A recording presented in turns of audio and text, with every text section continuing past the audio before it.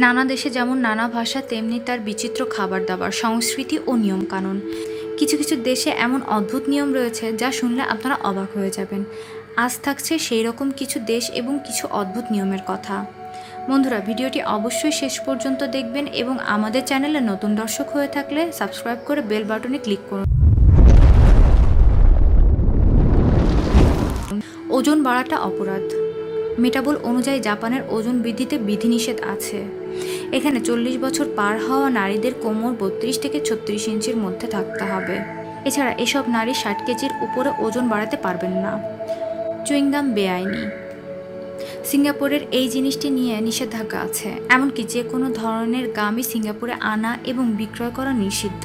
ধরা পড়লে $500 জরিমানার বিধান রয়েছে সরকারিভাবে। ব্রার উপর ডিগ্রি। চীন সম্পর্কে জানার আগ্রহ কারই বা নেই। প্রযুক্তি জগতে আধিপত্য বিস্তারকারী চীন অনেক উন্নত হলেও সেখানকার এমন কিছু ঘটনা আছে যা বিশ্বের আর কোথাও নেই। চীনের হংকং পলিটেকনিক ইউনিভার্সিটিতে ব্রায়ের উপর ডিগ্রি দেওয়া হয়। চীনের সবথেকে বড় অন্তর্বাস প্রস্তুতকারী কোম্পানি টপফর্ম, যেখানে ব্রায়ের উপর একটি ল্যাবরেটরি রয়েছে।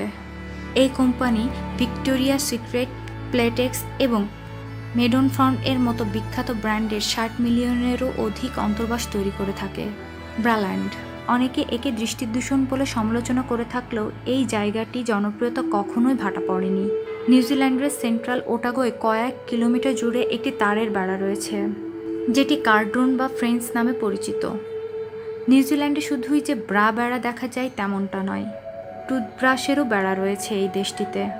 হ্যামিল্টন থেকে প্রায় 1 ঘন্টার রাস্তা পেরিয়েতে বাহুগ্রামে। কিন্তু হঠাৎ এমন অদ্ভুত ধরনের বেড়া তৈরির কারণ কি?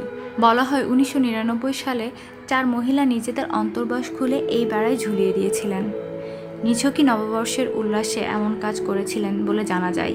কার্ডোনা হোটেলে নববর্ষ উদযাপন করে তারা ঠিক করেন ব্রা খুলে অবাধ স্বাধীনতা ঘোষণা করবেন। এরপর সময় যত গড়িয়েছে ওই বেড়ায় ব্রায়ের সংখ্যা তত বেড়েছে। প্রতিদিনই কোনো না কোনো মহিলা নিজেদের অন্তর্বাস ঝুলিয়ে দিয়ে যান এখানে। কালক্রমে সংখ্যাটা কয়েক হাজার হয়ে দাঁড়িয়েছে এখন। এমনকি পর্যটকদের মনও কাটতে শুরু করেছে এই জায়গাটি। পরবর্তীকালে বিশ্ব স্তন ক্যান্সার সচেতনতার জন্য এই বেড়া উল্লেখযোগ্য ভূমিকা পালন করে আসছে। এই জায়গায় ভ্রমণার্থীদের থেকে যা আয় হয় তা দান করা হয় বেশিরভাগ রোগ নিরাময়কারী সংস্থাগুলোতে। কুকুরকে মুখ ভাঙালে শ্রীঘরে। যুক্তরাষ্ট্রের ওকলাহোমায় কুকুরকে মুখ ভাঙালেই আপনাকে জেলে যেতে হতে পারে। কুকুরকে মুখ ভাঙানো সেখানে সরকারিভাবে নিষিদ্ধ। দেরি করার ঐতিহ্য।